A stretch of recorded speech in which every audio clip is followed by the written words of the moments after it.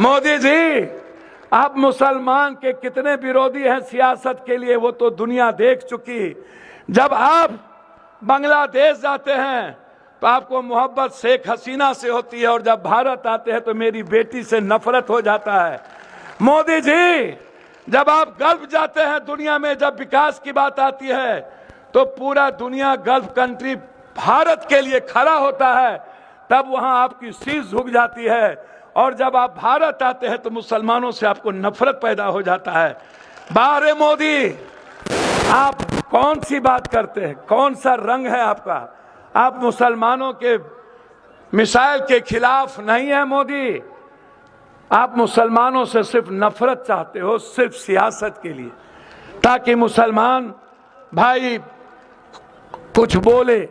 मैं आपसे पूछना चाहता हूं मोदी जी, मुसलमान ने अपने लिए आरक्षण कभी नहीं मांगा, कभी नहीं मांगा।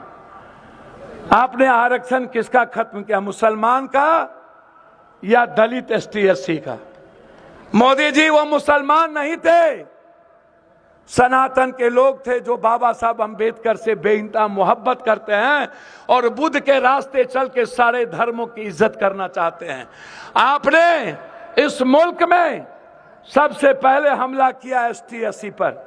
मुसलमान का तो आप कुछ नहीं बिगाड़ पाए मोदी जी, लेकिन आपने पप्पू यादव, पप्पू पासवान, पप्पू राम, पप्पू भुइया, पप्पू डोम, पप्पू चमार, पप्पू नुनिया, पप्पू चंदबंसी, पप्पू कहार, पप्पू तुम्हार, पप्पू कुम्हार, पप्पू गंगोत्री, पप्पू निषाद, पप्पू बीन, पप्पू मलाह, पप्पू पासवान, पप्पू मुसहर, पप्पू राम, पप्पू कोयरी, पप्पू कुर्मी की जिंदगी आपने छीन ली।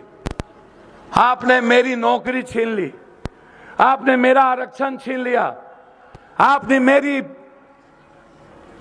इकोनॉमी छीन ली, आपने मेरा मंडल कमीशन छीन लिया, आपने मेरी जाति जनगणना छीन ली, आपने मेरी किसानी छीन ली, आप हमारी पढ़ाई छीन ली। आज हम लड़ रहे हैं आरक्षण के लिए। अभी हमारे मित्र 69 तमिलनाडु मित्र हमारे कह रहे थे 69। मैं धन्यवाद देना चाहूंगा एसडीपीआई के लोगों को कि आप बेंगलोर और तमिलनाडु में जिस ताकत के साथ पिछड़ों के साथ खड़े होते हैं, आप पर गर्व का विषय है और आप पर गर्व करना चाहिए। आप मुसलमानों की बात कम करते हैं और पिछड़ों की बात ज्यादा करते हैं। मुझे अच्छा लगता है जब स्टालिन 69% आरक्षण दिया तो मोदी जी आप उसके खिलाफ सुप्रीम कोर्ट चले गए। वो मुसलमान नहीं था मोदी जी, वो आदिवासी था। मोदी जी, जब आप छत्तीसगढ़ में 3200 युवा को गोली से भुजवा दिए, वो मुसलमान नहीं था, वो आदिवासी था, आतंकवादी कह करके।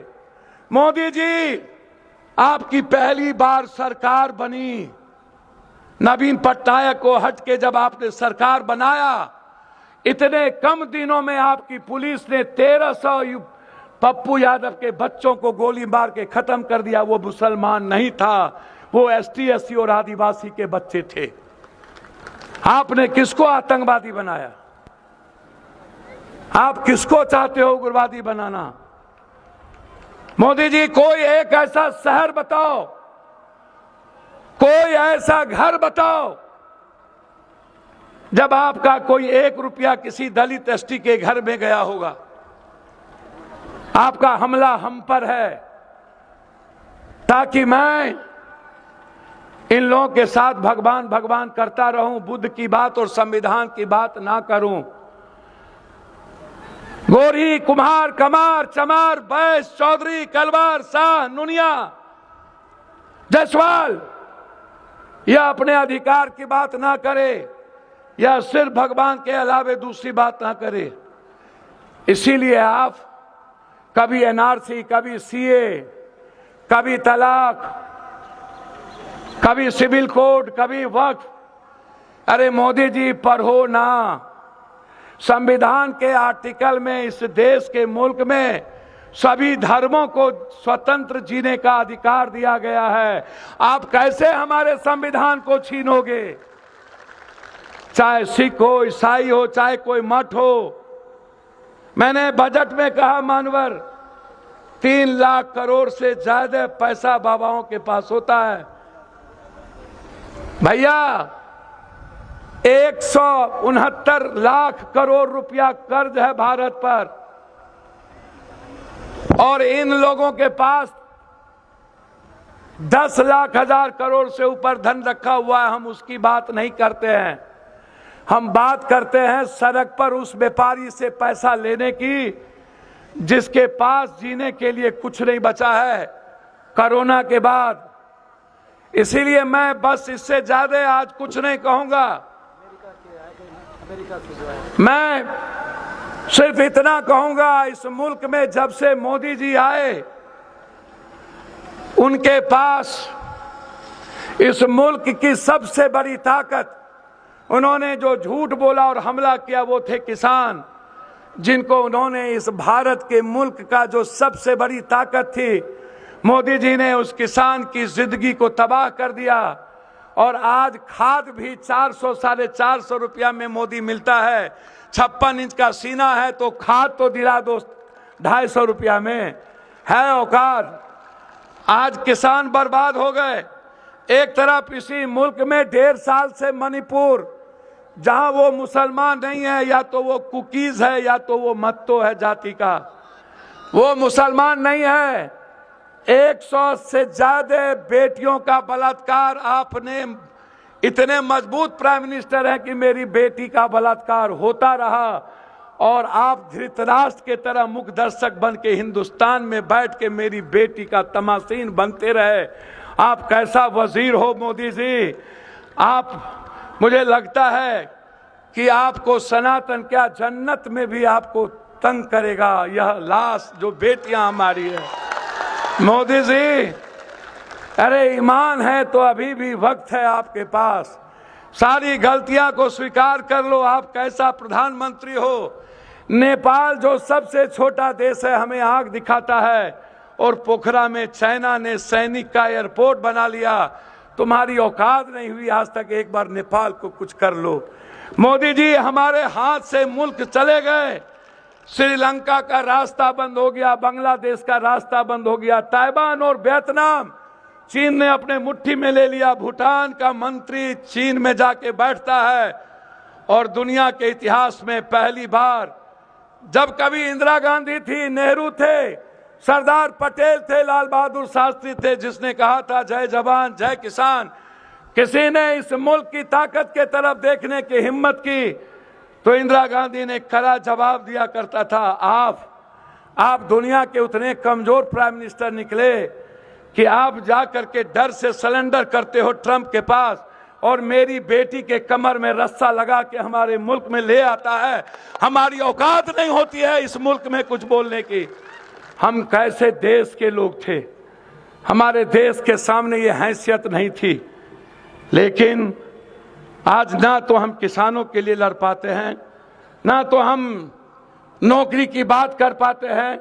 2 करोड़ नौकरी ही खत्म हो गई, लगभग 33 करोड़ बेरोजगार हो गए लोग। उसमें मोदी जी मुसलमानों की संख्या कम थी। मोदी जी कोरोना के बाद सारी फैक्ट्रियां बंद हो गई। मैं कोई जात और धर्म के लिए मुखालफत नहीं करता हूं। मेरे पूर्णिया में एसडीपीआई के लोगों ने और हमारे ही परिवार और बुजुर्गों ने इस सीमांचल में एक शुरुआत की है। इसीलिए यह मेरा दायित्व था एज ए सांसद इस मुल्क के संविधान को बचाने के लिए आपकी मदद करना। और पप्पू यादव बेटे की तरह खड़ा है, हम सगे भाई के तरह खड़े हैं। हिंदुस्तान की वो सदन में वो आवाज, मैंने कोई राजनीतिक नहीं, कोई मतलब नहीं। जब कोई विचारधारा आता है तो उसमें पप्पू यादव की कोई राजनीति नहीं होती। हमें राजनीति नहीं आता। राजनीति आता तो या तो हम नेपाल के पीएम हो गए होते, या तो अन्य स्टेट के सीएम हो गए होते, हम भी कहीं चले गए होते, हम भी किसी के साथ समझौता कर लिए होते। मैं मानता हूं कि बिहार बड़ा विचित्र प्रदेश है, अपनों को दूर भगाता है, दूसरों को गले लगाता है। कभी साहबुद्दीन जी आ जाते हैं चुनाव लड़ने, तो कभी एमजे अकबर, कभी कोई, कभी मुफ्ती मोहम्मद सईद। आप दूसरों के घर को अच्छा लगता है, जिया माए मरा मौसी आपको सौतेला तो अच्छा लगता है, लेकिन अपना बेटा जो दुनिया में सबसे ज्यादा आपकी वकालत करता है, यदि दुनिया में ये औकात किसी के पास है नंगे तार को छूने की, वो अकेला पप्पू यादव को है या तो प्रियंका गांधी को है, जो खुल के बोलता है। आप सेकुलर पार्टियां को भी उठा के देखो, जो खुल के मुखालफत कांग्रेस के अलावे कोई नहीं करता, एसडीपीआई के अलावे कोई नहीं करता। आप खुल के उठा के देखो, एक भी सेकुलर पार्टियां कोई नहीं करती है मुखालफत। इसीलिए आज पप्पू यादव, चाहे आरक्षण का सवाल हो, जाति जनगणना, चाहे वक्फ का, चाहे किसी भी चीजों का, ये वक्फ, ये जो 100 लाख करोड़ का जो जमीन है मोदी जी, इस पर निगाह तो छोड़ दो। ये तो अल्लाह का है, इसको क्यों मुसलमान मानते हो? ये किसी मुसलमानों का मोदी जी नहीं है, ये तो अल्लाह का वक्फ है, जहां से दुनिया और तालीम बदलने की तैयारी होती है। यहाँ सियासत नहीं होता है इस वक्त में मोदी जी।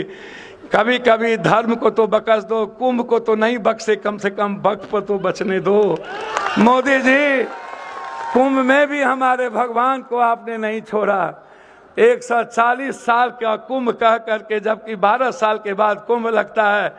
कुंभ के पानी को दुनिया का सबसे गंदा पानी बन दिया। आस्था की चीज थी, कुंभ मेरा था, जिंदगी मेरी थी, भगवान मेरा है, इबादत मेरा है। मोदी तुमने तो जबरदस्ती भगवान बनने का प्रयास किया, नरक में भी जगह नहीं मिलेगा मोदी जी। इसलिए आप चिंता ना करिए, जिसने कुंभ को नहीं बख्शा उसको कोई नहीं बख्शेगा। अरे पत्रकार बंधु, आप नेता का तो बयान दिखाते हो, लेकिन शंकराचार्य का बयान क्यों नहीं दिखाते हो? शंकराचार्य कहता है कि ये लोग नफरती है, ये लोग मुल्क के सनातन के दुश्मन हैं। शंकराचार्य का भी तो बयान दिखा लो। शंकराचार्य कहते हैं कि ये जो लोग हैं, ये लोग इंसानियत के, सनातन के दुश्मन हैं, ये गरीब के दुश्मन हैं, ये भगवान के दुश्मन है। भगवान मेरा है, सनातन मेरी जिंदगी है। गरीब की जिंदगी में सनातन की विचारधारा है। जब तक गरीब की खुशियां नहीं बदलेंगे, तब तक पप्पू यादव चैन से नहीं बैठेगा, ये याद रखिएगा।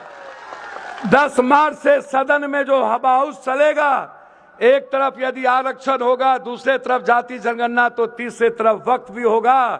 आर पार की युद्ध होगी, लड़ाई होगी। बहुत संख्या में तुम हो सकते हो, लेकिन याद रखना, लड़ने का जज्बा है।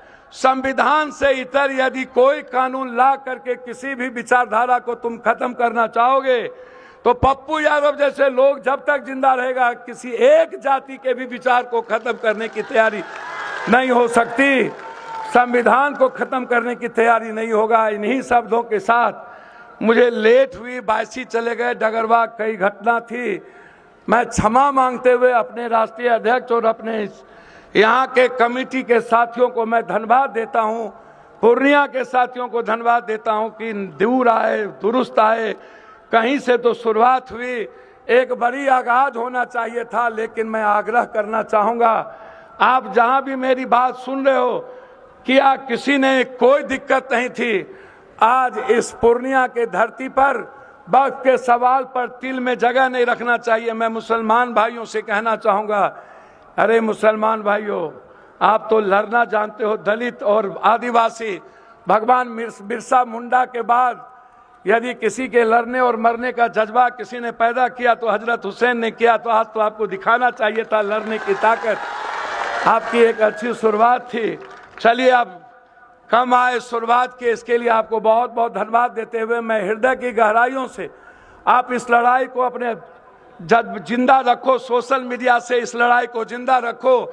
आप इतनी आवाज दो कि दिल्ली की सल्तनत हिल जाए और उसको कान का पर्दा फटे और वो एक नई लड़ाई लड़े।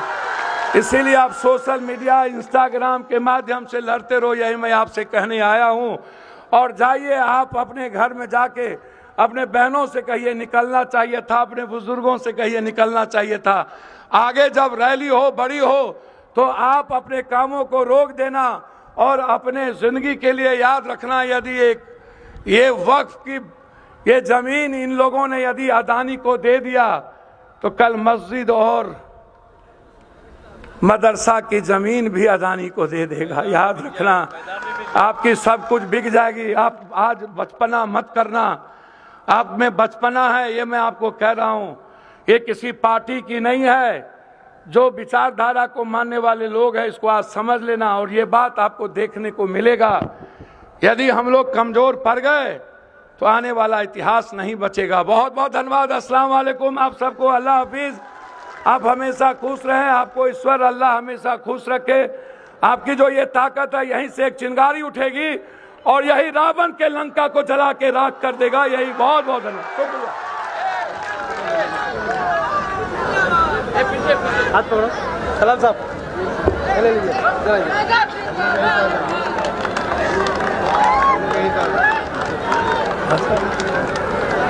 आ जाओ, यहाँ आ जाओ, आइए।